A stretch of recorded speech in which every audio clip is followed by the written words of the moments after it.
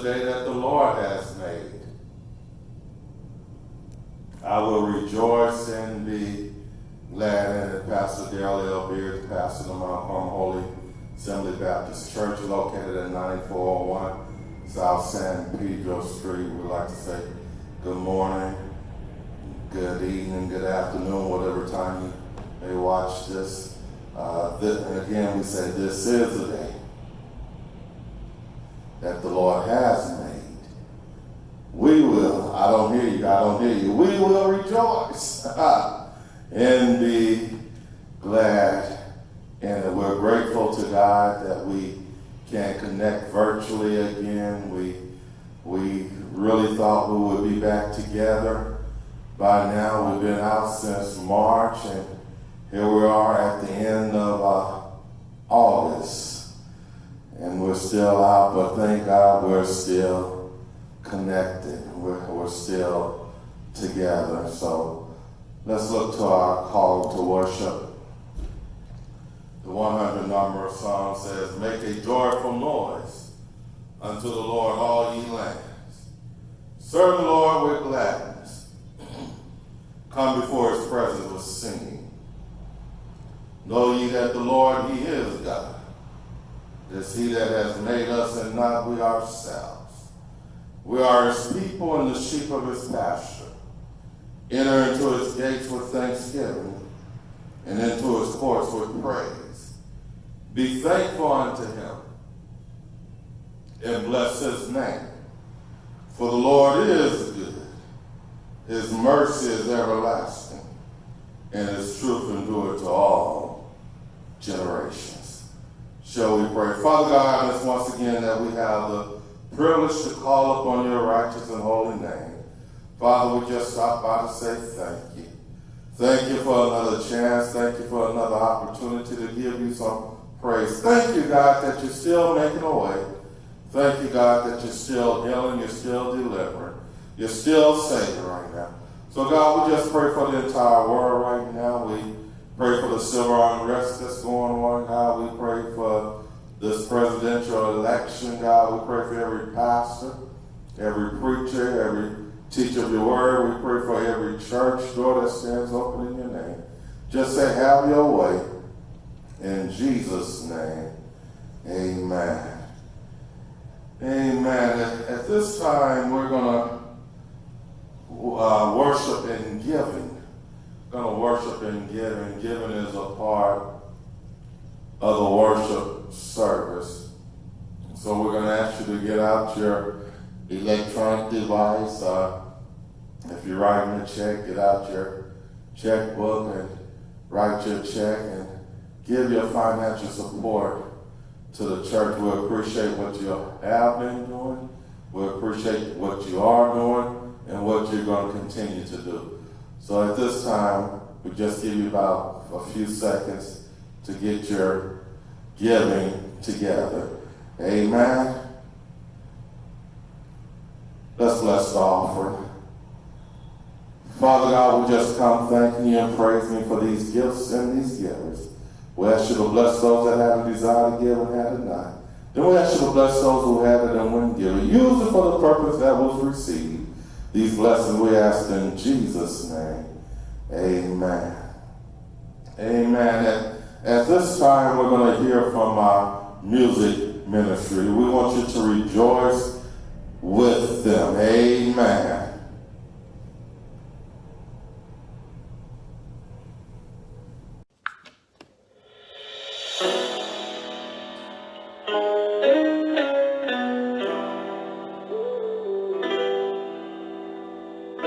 You thought I was worth saving, so you came and changed my life.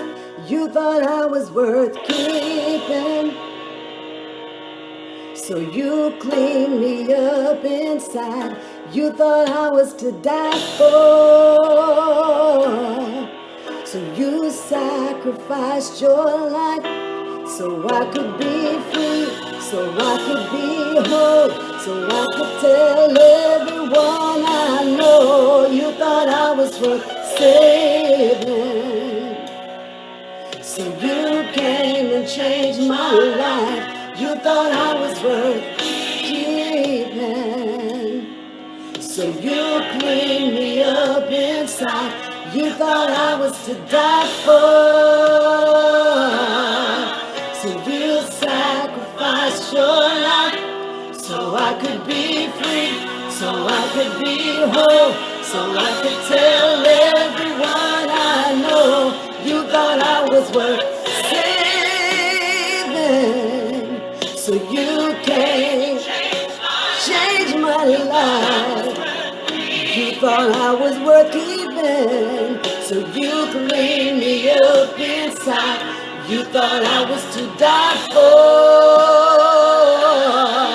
so you sacrificed your life, so I could be free, so I could be whole, so I could tell everyone I know. You thought I was worth saving, so you came, changed my life. You thought I was worth keeping, you cleaned me, yes Lord, to die for. So you sacrificed your life, so I could be free. Oh, everyone I know.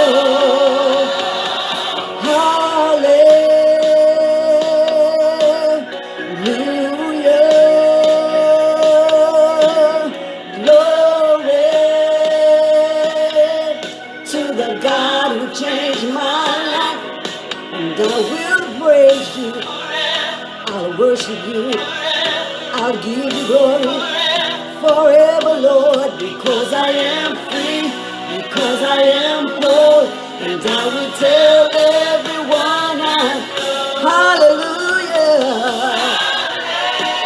hallelujah, glory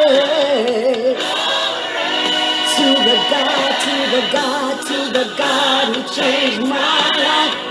And I will praise you, I'll worship you, I'll give you glory, you deserve it, Lord. I'll praise you, I'll worship you forever and ever, because I am free, because I am whole, and I will tell everyone I know. You thought I was worth saving, so you came and changed my life. You thought I was worth keeping, so you cleaned me up inside. You thought I was to die for. Yes, you thought I was to die for. You thought I was, you thought I was, you thought I was to die for. You thought I was, Lord. You thought I was to die for. So you sacrificed your life so I could be free.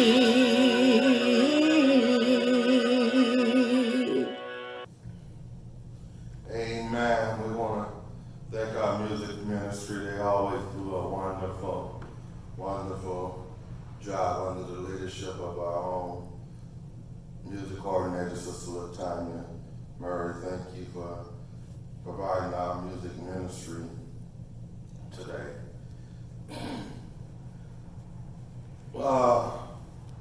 Over the last four weeks, we have talked about discipleship. Talked about what a disciple is. Then we talked about what a disciple does, the necessity of love. Talked about the call to discipleship. Last week we talked about the cost of discipleship. And today, as we finish this series on discipleship, we want to talk about discipleship, the future of the church. Discipleship, the future of the church. 2 Timothy chapter 2, verses 1 through 13. Find these words. Thou therefore, my son, be strong in the grace that is in Christ Jesus. And the things that thou hast heard of me among many witnesses, the same commit thou to faithful men, who shall be able to teach others also. Thou therefore endure hardness as a good soldier of Jesus Christ. No man that warreth entangled himself with the affairs of this life, that he may please him who has chosen him to be a soldier. And if a man also strive for the masteries, yet he is not crowned, except he strives lawfully. The husband that laboreth must first partake of the fruit. Consider what I say, and the Lord give thee understanding in all things. Remember that Jesus Christ of the seed of David was raised from the dead according to my gospel, wherein I suffer trouble as an evildoer, even unto bonds. But the word of God is not bound. Therefore I endure all things for the elect's sake, that they may also attain the salvation which is in Christ Jesus with eternal glory. It is a faithful saying. For if we be dead with him, we shall also live with him. If we suffer, we shall also reign with him. If we deny him, he also will deny us. If we believe not, yet he abideth faithful, he cannot deny himself. Discipleship, the future of the church. The Apostle Paul was a man who had gone from being a persecutor of the church to a dramatic encounter with the Lord. He went from persecuting the church to meeting the Lord to becoming a disciple. But Paul wasn't content. He wasn't happy with just being a disciple. Paul wanted to lead more people to the Lord and to be an instrument by which God would raise up more disciples. Discipleship isn't an end in and of itself, but it is like a chain from generation to generation, all the way back to the life of Jesus. Paul understood that the future of the church depended upon disciples who would make disciples. In other words, it depends on us who are disciples reproducing ourselves.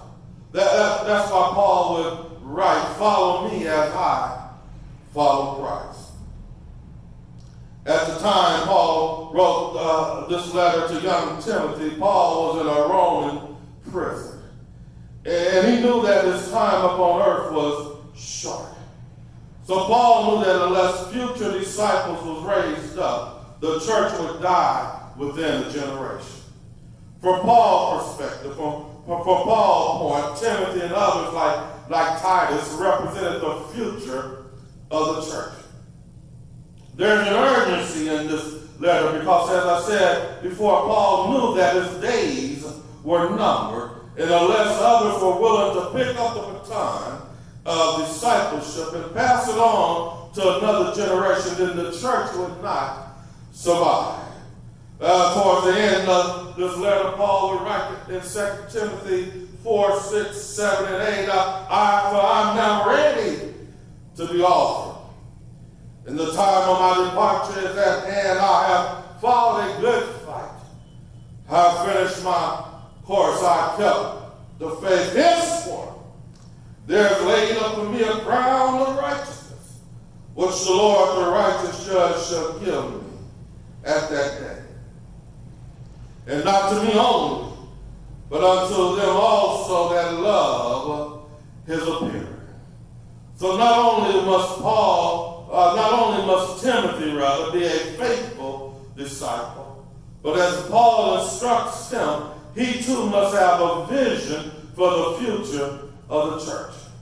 And Timothy, like his spiritual father, Paul must commit the teaching of the Scripture and the gospel of Jesus Christ to faithful men who will be able to teach others also. Every time I get to that scripture, I think of the late Pastor Mason G. Owens, where he entrusted me and he mentored me to carry on to teach the Word of God. In other words, the church, for the church to survive, we must always be in the business of making disciples. We must always be in the business of raising up men and women, boys and girls, in Jesus Christ, who will also raise up other believers. But in order to do this, Paul tells Timothy to be prepared for the sacrifice and the commitment that discipleship calls for. That's our theme this year, commitment. What are you committed to? I can do better. Yeah, so Paul said you got to be prepared for the sacrifice and the commitment that discipleship calls for.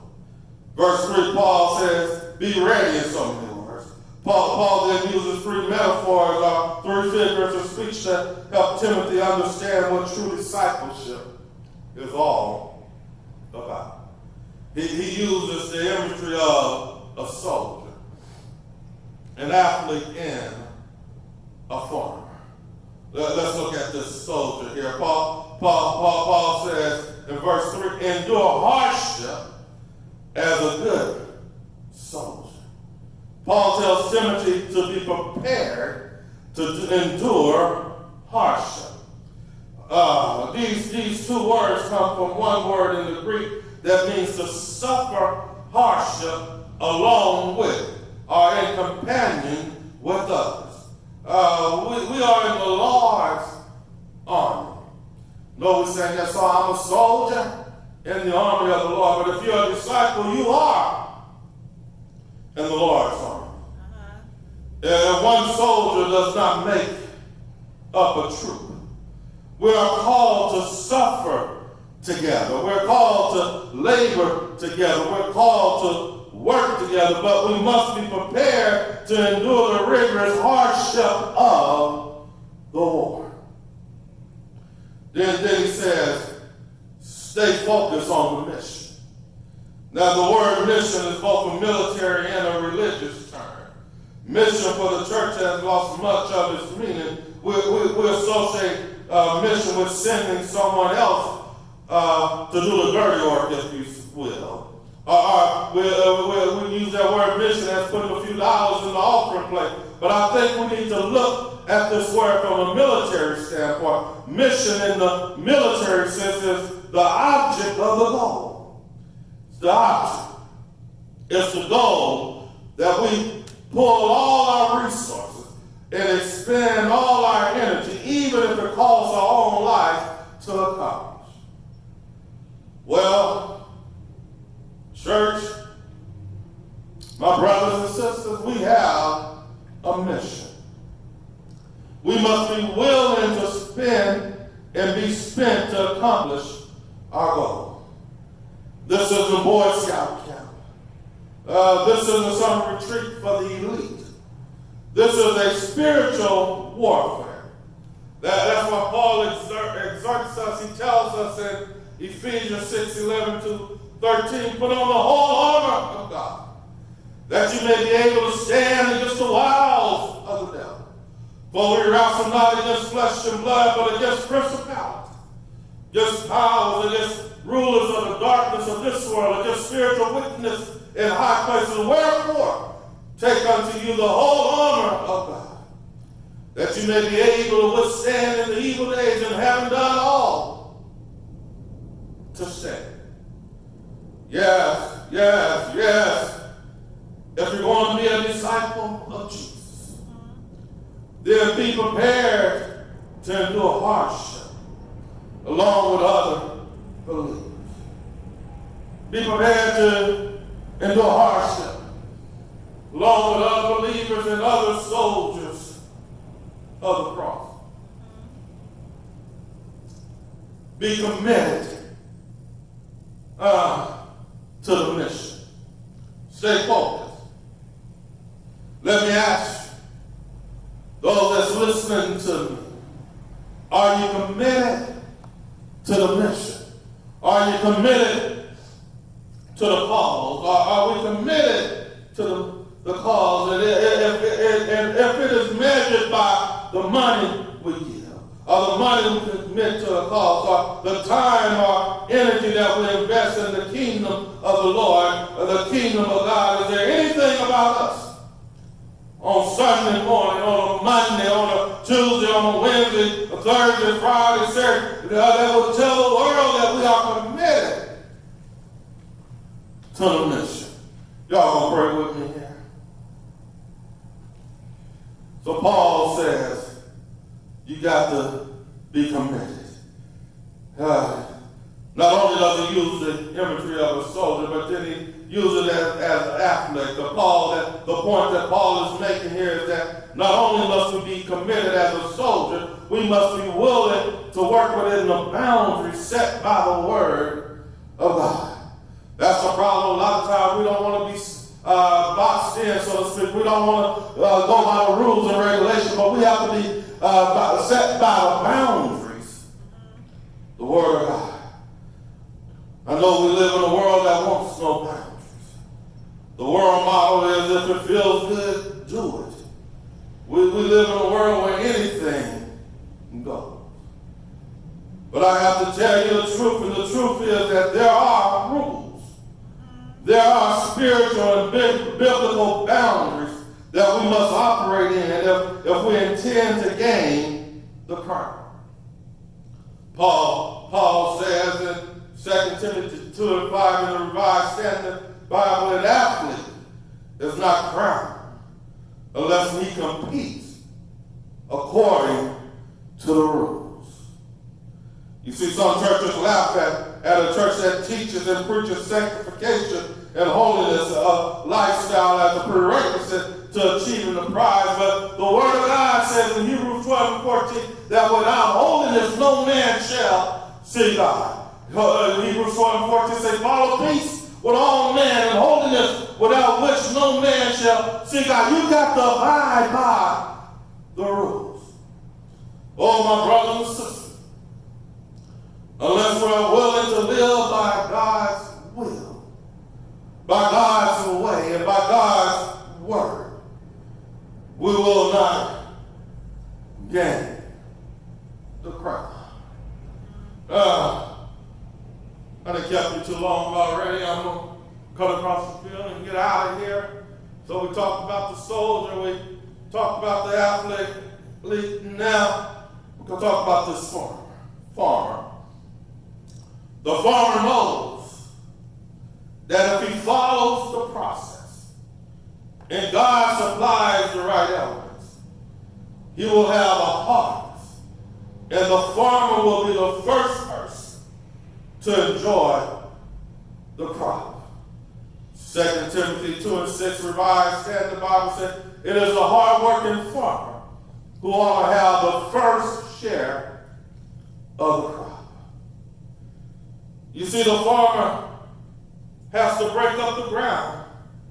He has to plant the seed. He has to water. He has to cultivate. Now, the problem here is that some people, they don't want to be a part of the process, but they want to enjoy the produce. They don't want to work, but they want to reap the benefits. They don't want to work in the field, but they want to eat the fruit of somebody else's labor. Help me, Holy Ghost. They don't want to read the Bible through the week, but they complain about the pastor's sermon. They will not offer to help in any ministry, but they complain because it's not all they think it should be. They don't want to give their tithes. Yeah, y'all know I'm going to talk about that. Tithes to the Lord. But they complain about how the church spends the money. But Paul is telling us that it is the farmer, the man who brought up the fallow ground, the man who planted the seed, the one who watered the seed and harvested the field that is the first to enjoy the blessing of God in his life.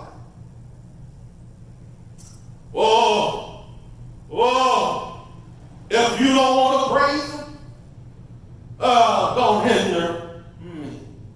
If I've been faithful to the Lord all week, if I've been in prayer all week long, if I've been in the Word of God all week long, if I witnessed to others all week long, and then I want to shout on Sunday, or if I want to shout on Monday, Tuesday, or Wednesday, or Thursday, or Friday, or Sunday, if I want to shout, don't get upset with me, because I've been planning this blessing all week long, and I plan to be the first one, hallelujah, to enjoy my blessing.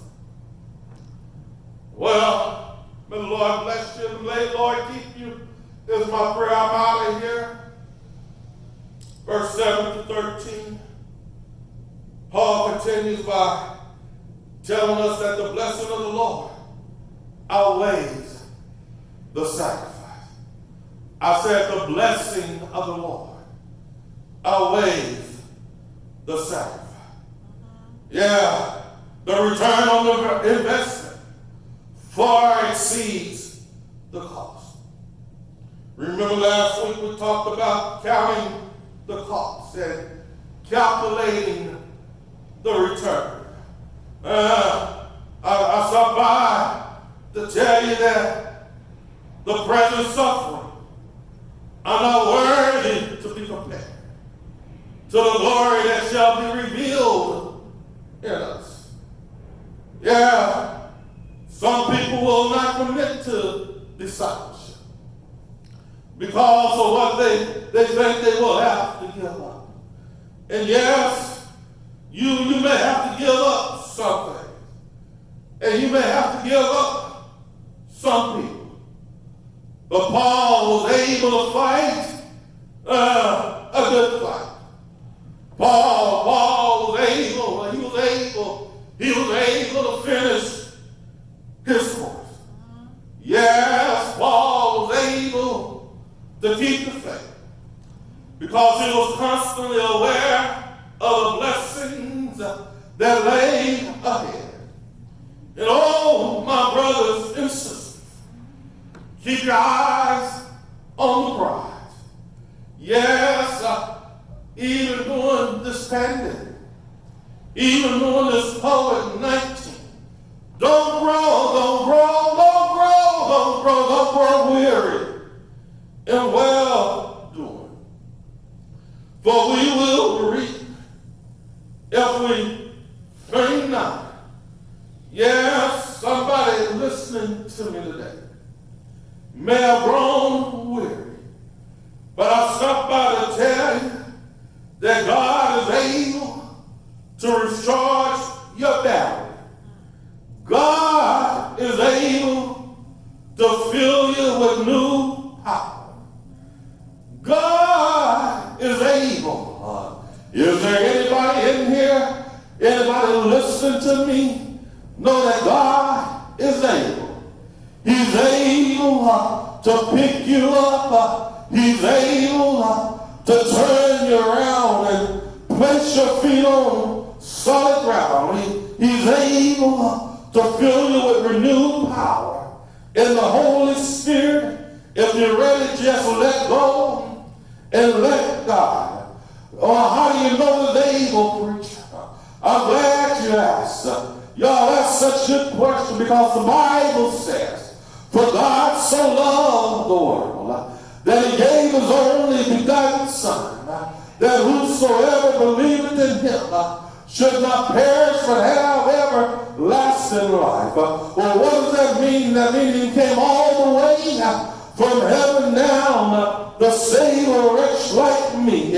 Walked this earth, gave sight to the blind, healed the sick, raised the dead, but one Friday he went up a hill called Calvary. On Calvary he hung, on Calvary he bled, on Calvary he died. Didn't he die? He died on the old rugged cross. They took him down and they buried him in the heart of his own earth. He stayed there all night Friday. He stayed right there all day Saturday. He stayed right there all night Saturday. But wherever you are, can you help me say, Sunday morning, you know what happened? He got up. Didn't he get up? He got up with all power to make me walk right, power to make me talk right, power to make me love my enemies, power. He got up with all power in his hands. Sunday morning, when this life is over, I'll fly away. I'm going where Jesus is. May God bless you and may God keep you is our prayer. We extend the privilege of the church at this time. Come to Jesus while the blood is running warm in your vein. And that's the only time you can come to Jesus. The songwriter said he'll make your life brand new, for he will take care of you. Come to Jesus while you have time. And it's a good news to know that even during COVID-19, even during pandemic, even during when the church building doors are closed, that you can be saved right where you are. The Bible says, thou shalt confess with thy mouth the Lord Jesus and believe in thy heart that God has raised him from the dead, thou shalt be saved. So we offer you Jesus. We offer you Jesus. If you ask him to come into your heart, if you ask him to come into your life, he will. Then find your Bible-believing, Bible-teaching church where you can work out your own soul salvation. And if you need help, give us a call at 323-754-9068. Leave us a message and someone will get back to you. May God bless you. May God keep you. Is our prayer again to the Mount Carmel Lights and to our guests. Thank you again for your financial support. Thank you for all you do. Thank you for those that's behind the scene, doing things behind the scene. Your name never get called, but you don't do it for that. You do it for the love of Jesus Christ. So we love you. Lady Alexis love you. And there's nothing you can do about it. Amen. Let the words of my mouth and the meditation of my heart be acceptable in thy sight. O Lord, my strength and my Redeemer. And everybody said, amen. God bless you.